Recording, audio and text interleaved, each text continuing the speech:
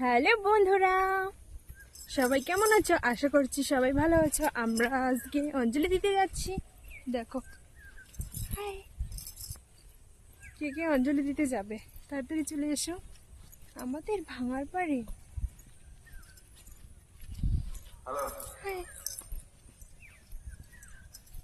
দেখো আমি আর আমার বোন যা হইতেছে।